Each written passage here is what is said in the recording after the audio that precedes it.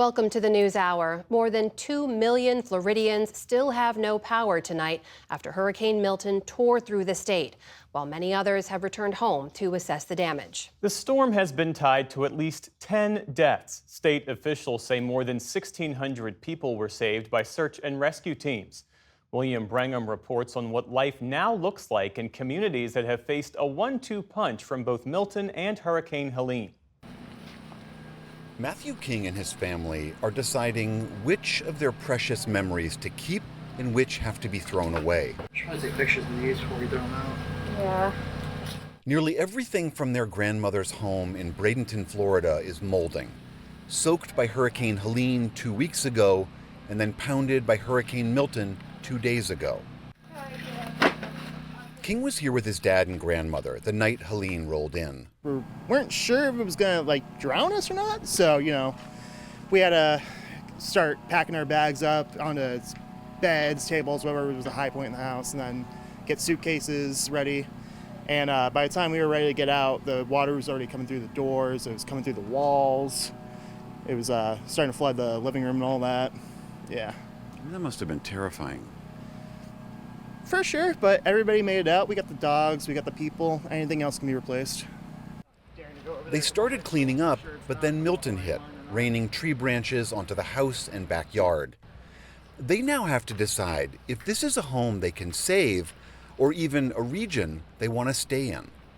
If this is just a one-time thing, yeah, I'd say it's worth it, but these storms are getting worse every year, It's not like it was before where we get a bad storm every 10 years and it would never hit us directly.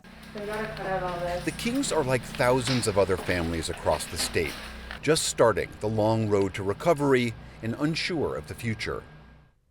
Thousands of National Guard troops have been deployed to address infrastructure damage, including to many roads and drinking water systems. Multiple gas stations also remain closed, and the overall cleanup is expected to take weeks, perhaps months. Today, President Biden said he'll visit Florida this weekend and that he'll press Congress for more funding, given that this disaster may cost at least $50 billion. Everyone in the impacted areas should know we're going to do everything we can to help you pick back up the pieces and get back to where you were.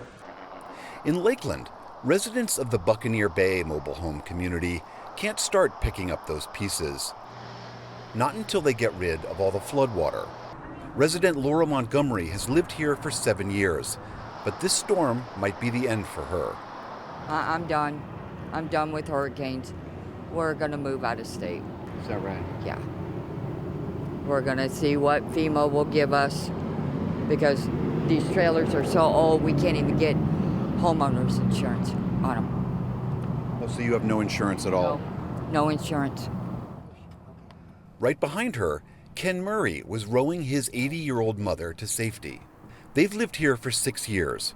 Her health isn't great, and even as the water rose up in their trailer on the night of Milton, she did not want to leave.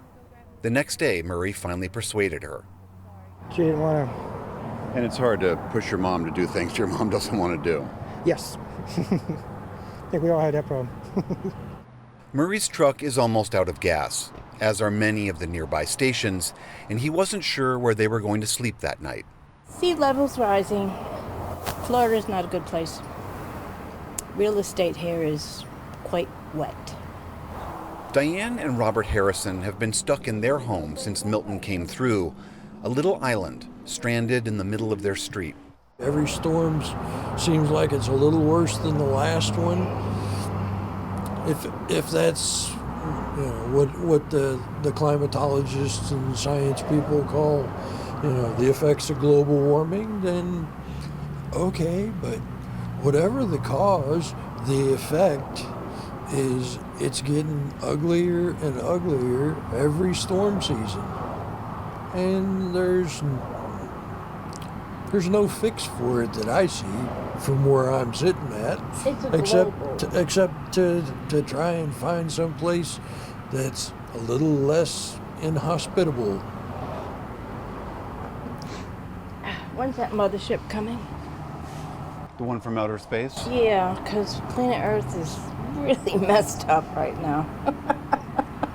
So absent the idea of some mothership coming down to save humanity, we are going to have to come to grips with this. Floridians, people across this country, with the idea that we are going to see more of these serious disasters, many of which are exacerbated by climate change, and that this is part of our new reality going forward. Jeff? And on that point, William, we're seeing more data about the connection between climate change and these destructive storms. What do scientists believe is the linkage? That's right, Jeff. This is a field of science called attribution science. How much can you attribute climate change to any one given disaster?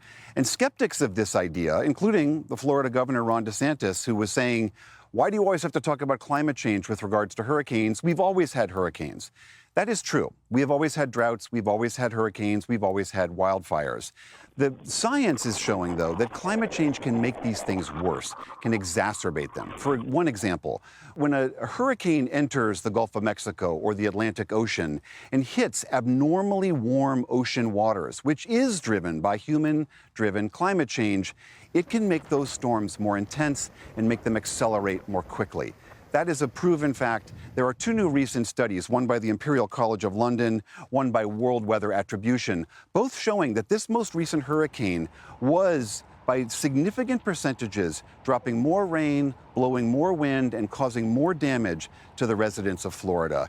And this is an increasing focus of scientists, but we are now seeing that all of the people around me are paying the price for that. Shifting our focus a bit, we've been reporting all week on the swarm of misinformation and disinformation around these two disasters. Now there are reports of extremist groups that are showing up to help with the recovery work. Tell us about that.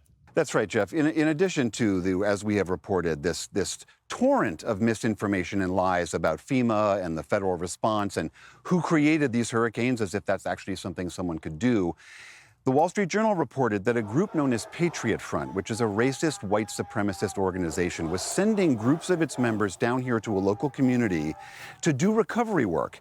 And they were filming themselves marching around, doing, helping people clean their yards and posting these videos to say, where is your government? Where are your local leaders? In fact, we are the people here to protect you, not them. And we were asking about, well, what is driving some of this? We spoke to a gentleman named Mustafa Ayad. He's at the Institute for Strategic Dialogue. And he told one of my colleagues how groups like this take these fissures in our society and try to sow distrust and division and choose every opportunity they can to try to get and turn Americans against each other. And again, this is all happening to people around us right now who are at their most vulnerable. And the last thing they need is to be lied to and misled. But that is what we are seeing in today's society. William Brangham in Bradenton, Florida for us tonight. William, thank you. Thanks, Jeff.